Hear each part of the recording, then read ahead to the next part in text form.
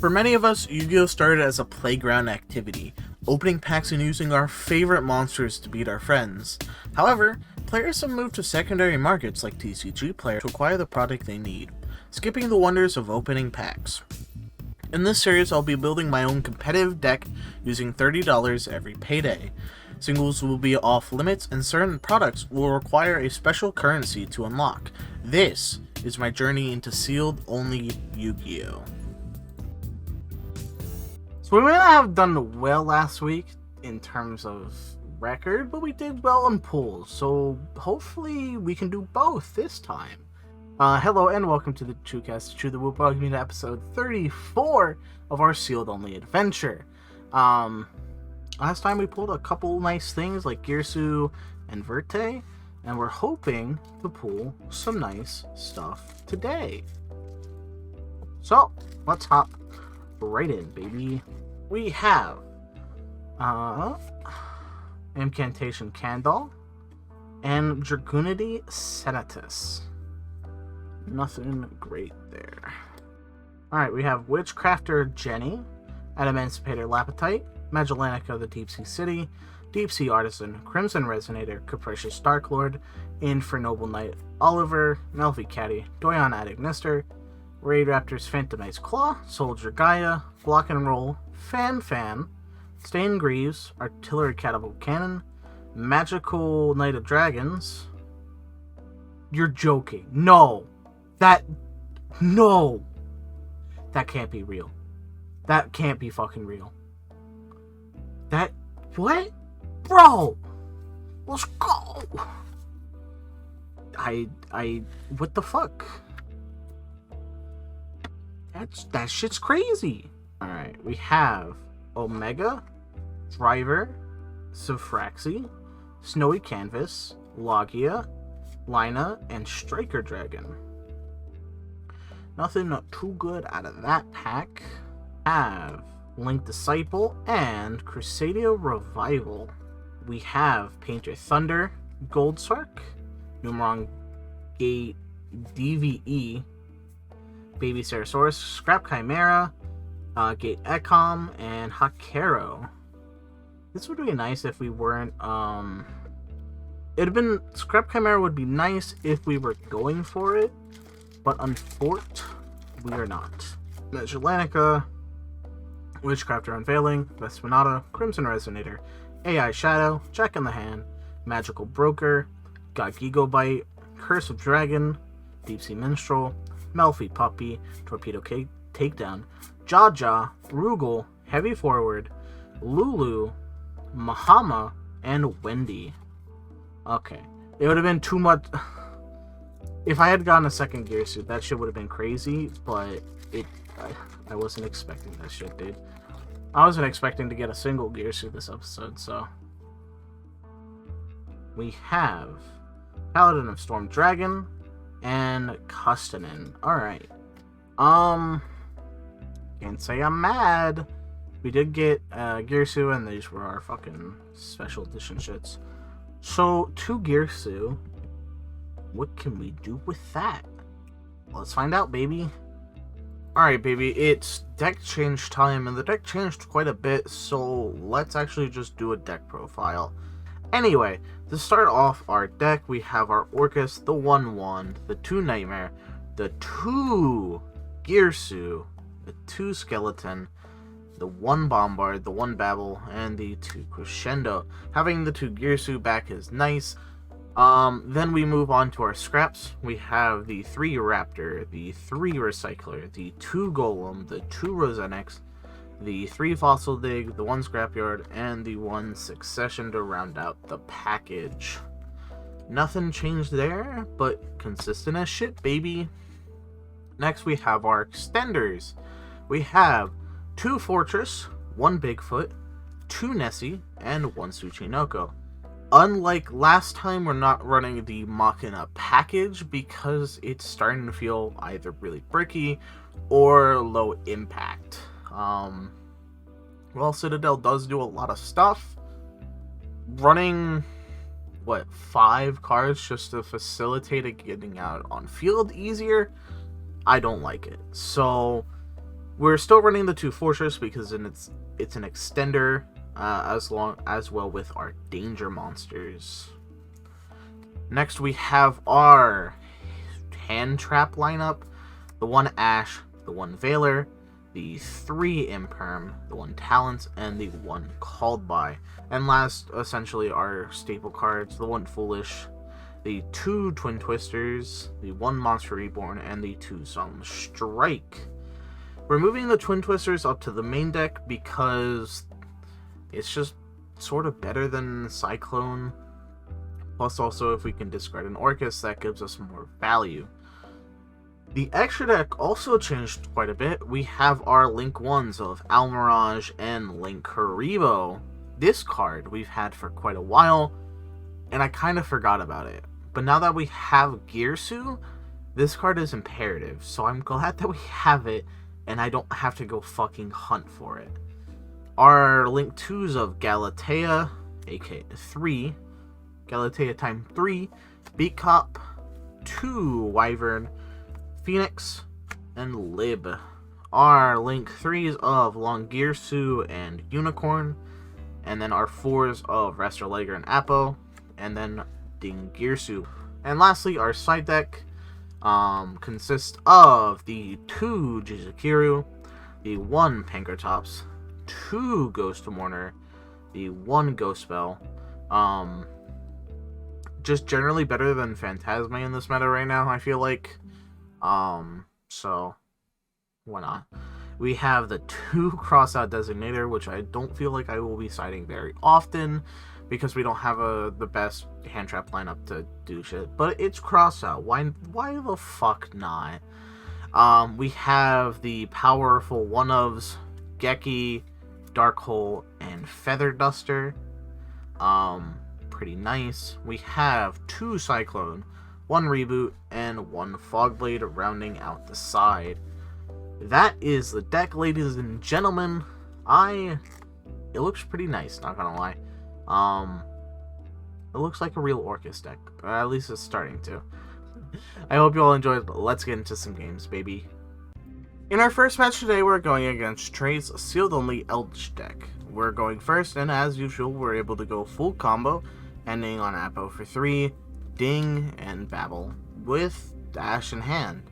I don't know if Trey's gonna deal with that. Especially when he sets 5 and passes back. Intriguing.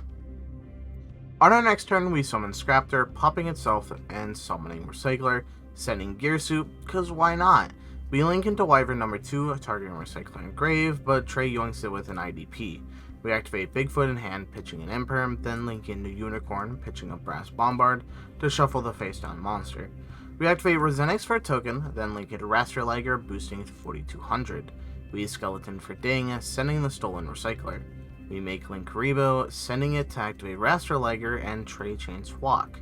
We don't care about the Hawk and end up popping a set Imperial Order, triggering a US in hand to summon. We Nightmare for Wand and Wand for Nightmare, attacking in and making Galatea main 2, setting Crescendo. Unfortunately for Trey, over K off the top doesn't get him back into the game, and he forfeits. Game 2, Trey is going first, starting with Curse Eldland, adding Conch, setting it, and then activating Prison, adding Haruha. He sets an Escape, popping it with Haruha to summon, triggering Escape to summon Disaster. He summons Sarama, setting Escape and popping Haruha, summoning Rakea from deck. He uses Rakea to pop Eldland, sending Lich. He sets a card, popping it with Lich to add it to hand, then banishes White Destiny for Walk, links into Soul of Rage, and passes. We start by summoning a top-decked Fortress, attempting Battle Phase and forcing Trey to use Soul of Rage to link into Soul of Anguish. We summon Scraptor, activating the effect, but unfortunately Trey has Escape, popping Scraptor, and with no way of preventing him from comboing off, Trey is able to get to A-Bomb, Eldritch, and Savage the next turn, swinging for lethal. Game 3, we're able to go first and second verse, same as the first, or I guess it's third verse? Anyways, yeah, with Recycler we're able to go full combo, ending on everyone's favorite board that does essentially nothing for how much time is invested into it. Apple for 3, Ding, and Babel. I can't wait till we get fucking IP, dog. Trey starts by pitching Eldritch to try and send Apo, which we negate. He activates Eldland, paying 8, but we Twin Twister so he doesn't feel great. Off the unlit pop, he sends Hwak. He then sets 1, popping it with Lich, which we negate. He banishes Scarlet, setting Conk, then summons Tracer, swinging into Apo, which we protect with Ding. He links for Striker, activating the effect which we negate, forcing him to tribute Striker to add Tracer back to hand, passing, grabbing a Scarlet and a White Destiny in the end phase. We activate Rosenix for a token, then summon Scraptor, linking for Unicorn, pitching Talents to shuffle Eldritch. Trey chains Conk, so we chain Skeleton for Ding, then Trey chain for his White Destiny for the Lich and Grave, and just to fuck around, we chain 5 Nightmare, sending Skeleton. As the chain resolved, Trey summons Conk, sending Ding so we don't get the effect, then we shuffle a Lich back into the deck. We wand for Nightmare, linking to Galatea, setting Crescendo, and passing. Trey starts by banishing White and Scarlet for Conk and Hwak, then tries to summon Haruha, which we negate with Crescendo. He summons Rakea, linking into IP and moving to battle. On attack declaration, we Skeleton for Ding, sending Lich, then Nightmare for Wand to boost Apo, forcing Trey to pass with not enough gas in the tank. With almost 0 interruptions, we're able to combo off, and Trey eventually sees the writing on the wall and forfeits, winning us a rival coin. Alright, for the second match, we're against Endless, playing as the Borg Monarch, I think. Sure, I'm pretty sure that's what it is. It's like Dogmatica Monarch with a Borg. I don't know. Anyways, we're going first, and we do everybody's favorite thing, full combo, baby! Withdrawing the Crescendo and the Skeleton, we send Bombard off Nightmare, then banish Bombard for Skeleton, linking for Galatea, setting Babel, then Wand for Nightmare, overlaying for Ding, then linking once more for another Galatea, setting 2, and passing. Endless starts with a Nadir, sending Entis and adding Maximus. He activates the Entis and Grave, and we chain Callby to negate. He activates Pantheism, pitching Stormforth to draw 2, then banishes Pantheism, giving us a choice between Stormforth and Tenacity. We give him Tenacity, and he activates it, revealing Stormborg and adding Stormforth. He summons a Dia, activating the effect, which we negate, forcing him to set 1 and pass, to which we Skeleton for Ding in his end phase to send the set card. With no interruptions, we're able to easily climb to lethal and win Game 1. Game 2, we're going first once more, and with Recycler plus Extender, it should be full combo, but unfortunately we decide to activate Lib, like an idiot, forcing us to end on Apo for 3 with a set card passing. Endless starts with a Pantheism, pitching Pantheism to draw 2. He banishes Pantheism to try and add a spell trap, so we Ash to negate. Might as well. He activates Nadir, sending Entis and searching Maximus. He activates the Entis and Grave, which we negate with Apo. Wish I had a Ding here. Unfortunate though. He summons a Dia, activating the effect, which we strike, negating the effect in Grave to recycle Pantheism. He then tries to summon Maximus, which we negate, forcing Endless to pass. We banish Nightmare for Skeleton, then banish 1 for Nightmare, linking into Galatea, sending Babel, overlaying for Ding, attacking in, then setting 1 and passing. Endless banishes Pantheism, searching Stormforth, then activates the Deer, searching Floor, and sending Entis. He activates the Entis and Grave, and we protect with Ding. He summons Maximus and Floor. Unfortunately, we're forced to imprint the Maximus, so we don't get completely fucked. He activates Stormforth, tributing Floor and Ding for Ether, summoning Zaborg. We chain Skeleton to summon Ding, sending Ether. When Endless swings into Ding, we activate Nightmare to beat over the Zaborg.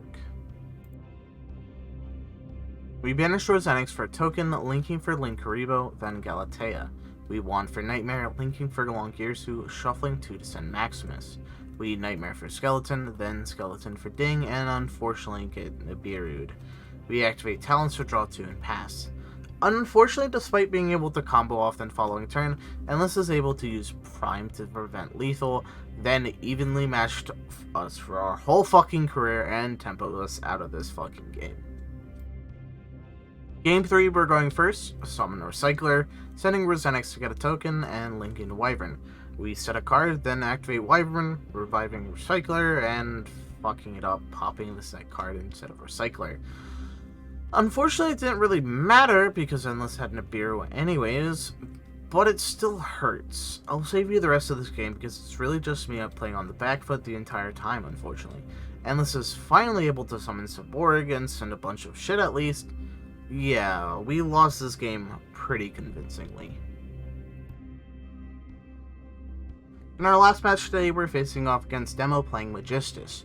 We're going first, going full combo, full combo, full combo, full combo, full combo, full combo. Anyways, we ended on everybody's favorite board of Ding Apple Babble, then link into the second Galatea with a set card on board, passing. Demo starts by summoning Ver, with no effect because he drew both targets. He activates Trismegistus, summoning Ecclesia from hand, activating the effect to add Maximus, so we chain Apo to negate, and Demo chains Fleur to summon, negating Apo. We activate Nightmare for Skeleton, and Demo moves to battle, declaring an attack on Galatea. We Skeleton for Ding, sending Fleur, which somewhat holds off Demo's attack for the turn. We summon a Rosenix, linking for Unicorn, pitching Twin Twisters to shuffle Ecclesia. We link for Rasterliger, targeting Unicorn to boost to 4200, then banish Rosenix for a token. We swing in and pass. Demo activates Nadir, sending Apkalone, adding Ecclesia, then adding Schism off of Apkalone. He summons Ecclesia, which we Imperm. I don't know if that was the right play. It obviously wasn't. He then summons the Maximus in hand, activating the effect, sending Intis in Construct, sending Rasterliger off of Intis, then swings in, sets one, and passes. Unfortunately, it takes quite a while to get anything meaningful. In the meantime, we just sit on an 1800 ass with Ash. Eventually, we draw into Girsu in like turn 8, but at that point, it's way too late in the game to influence the game state enough, and we end up losing game 1 pretty convincingly. Game 2, we're going first, trying for full combo, but the combination of Imperm and Valor forces us to just kind of make Apo pass. Unfortunately, with Ecclesia and Fleur in hand, he's able to negate Apo and summon 4 monsters, swinging for lethal. That's a fucking yikes. Alright, boys, the end of episode 34. We didn't do well this episode. We went 1 and 2 again. We fucked up versus Endless. How did I fuck that up, Calm? How did I fuck that combo up that badly? It didn't end up mattering though, because he had a fucking Nibiru in hand. I'm in pain. So, the deck actually feels nice though.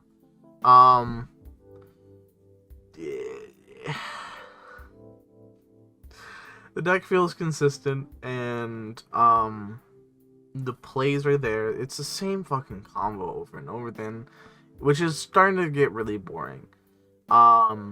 Which is why I can't wait till episode 40, where we get to this wheel, because Shopkeep said this wheel might end up changing everything. So, with that said, with 2 Girsu, I'm hesitant on whether or not I want to just rush for the 3rd one, or if I just want to go all in on Maximum Gold Eldorado to get a bunch of the other stuff I need, like IP. But the series is coming to a close. We have 15 more episodes, and the deck's starting to come along nicely. We probably should have been at this point like 7 episodes ago, at the latest, but here we are. Next week we will be fighting our next signature duel, and I believe that's Night. Yeah, if I can schedule with Night, that should be our next signature duel, which will hopefully go well. I would like to go into the last 10 episodes with as much currency as possible, because you never know what the fuck's gonna happen. But, the episode went kind of nicely, outside of the fact that, you know, we got fucking bodied by Demo and Endless. I don't think it's the deck, though. I think I'm just getting bullied by my friends. Anyways, I hope you all enjoyed. Comment, rate, subscribe. Really helps that channel, and if you want to see more, you know where to look. Bye-bye!